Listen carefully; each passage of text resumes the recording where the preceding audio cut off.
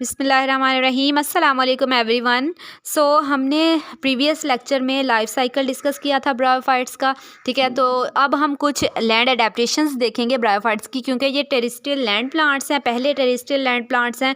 तो हम देखेंगे कि वो कौन सी अडेप्टेशंस हैं, ठीक है, जो ब्रायोफाइट्स ने की हैं ताकि वो ज़मीन पर जो है वो ज़िंदा रह सकें। कैसे वो ज़मीन पर आए हैं, कितना डेवलप हुआ है, कितनी डेवलपमेंट उनमें हुई है कि वो ज़मीन पर आ गए हैं पानी से निकल कर।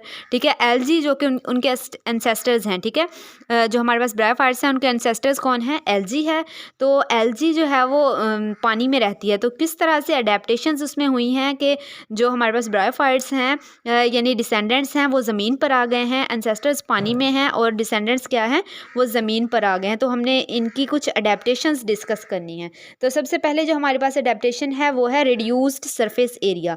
अब जो हमारे पास एलजी थी ना, एलजी बहुत ज़्यादा फैली हुई थी। ठीक है, एलजी क्या है, पानी में बहुत ज़्यादा फैली हुई थी। तो जितना वो फैली हुई थी उतना उसका जो इवेपोरेशन यानी पानी का जो इखराज है वो भी ज़्यादा होगा। ठीक है, जितना एक्सपोज्ड सरफेस एरिया होगा उतनी ही इवेपोरेशन भी क्या होगी, ज़्यादा होगी। ठीक है,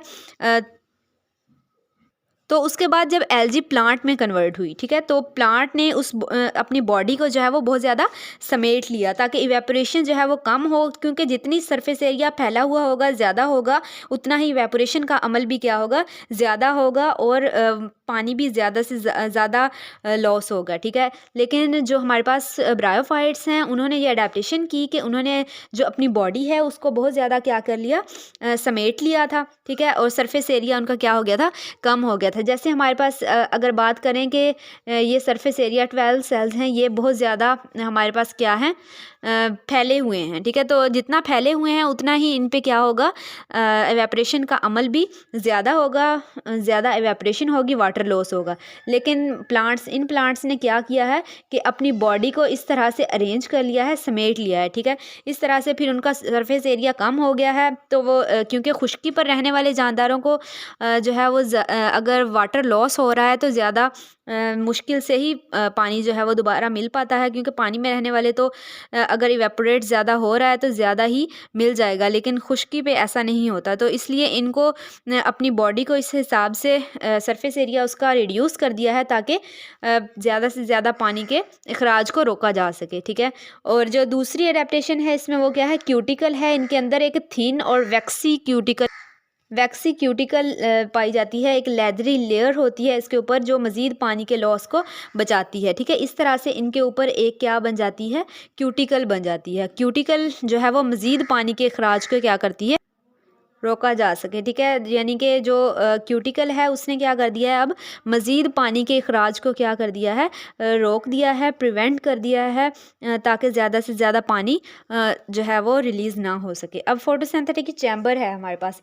इस चैम्बर को क्या किया गया है, इस तरह से बनाया गया है, यानी चैम्बर को इस तरह से इस तरह से अरेंजमेंट की गई है कि जो कार्बन डाइऑक्साइड है उसको ज़्यादा से ज़्यादा एब्जॉर्ब किया जा सके और वाटर को भी ज़्यादा से ज़्यादा क्या किया जा सके, एब्जॉर्ब किया जा सके। ठीक है, वाटर एब्जॉर्प्शन ज़्यादा हो और जो है वो बॉडी प्लांट जो है वो प्लांट बॉडी वो ज़्यादा एक्सपोज हो लाइट की तरफ।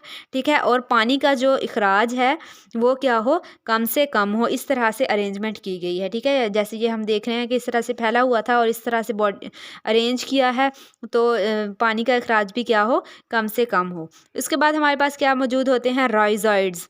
राइजॉइड्स क्या होते हैं, मैंने पहले भी बताया, डिस्कस किया हमने कि ये रूट लाइक स्ट्रक्चर्स होते हैं, यानी ट्रू रूट्स नहीं होते बल्कि क्या होते हैं, रूट लाइक स्ट्रक्चर्स होते हैं, रूट की तरह के स्ट्रक्चर्स होते हैं। और ये क्या करते हैं, ये पानी को एब्जॉर्ब करते हैं, मिनरल्स को, साल्ट्स वगैरह को ज़मीन से क्या करते हैं, एब्जॉर्ब करते हैं। ये रूट लाइक स्ट्रक्चर्स ही होते हैं। ठीक है, और जैसे also help to encourage in soil, और पौधे को क्या करते हैं, ज़मीन में गाड़े रखते हैं। ठीक है, ये इनकी अडेप्टेशन है।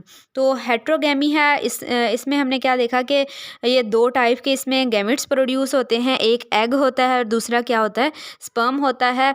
एग जो होता है वो नॉन मोटाइल होता है, यानी वो एक ही जगह पे होता है, वो मूव नहीं कर सकता और लार्ज होता है साइज़ में, और इसमें क्या होती है, फूड मौजूद होती है। और जो स्पर्म होता है वो मोटाइल होता है, वो मूव कर सकता है क्योंकि वो वाटर में रिलीज़ होता है और वही जाके कीमोटैक्टिकली एग के साथ फ्यूज़ करता है। ठीक है, और नेक्स्ट वन हमारे पास है एम्ब्रियो प्रोटेक्शन।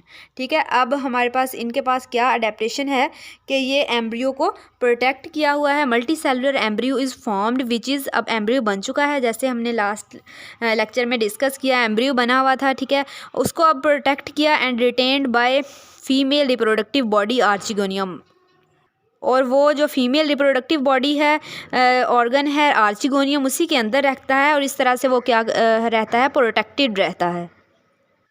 ठीक है, तो इस तरह से जो एम्ब्रियो होता है, जो एम्ब्रियो बन जाता है, ठीक है, जाइगोट के बाद वो क्या रहता है, प्रोटेक्टेड रहता है और वो आर्चिगोनियम यानी जो फीमेल रिप्रोडक्टिव पार्ट है उसके अंदर ही रहता है। ठीक है, इस तरह से वो प्रोटेक्टेड रहता है।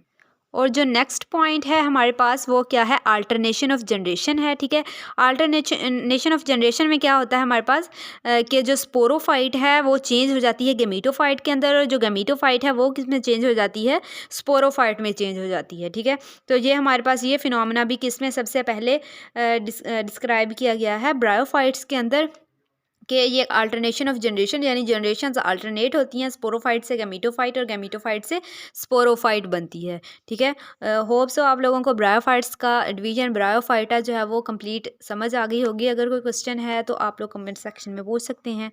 ठीक है, अल्लाह हाफिज़।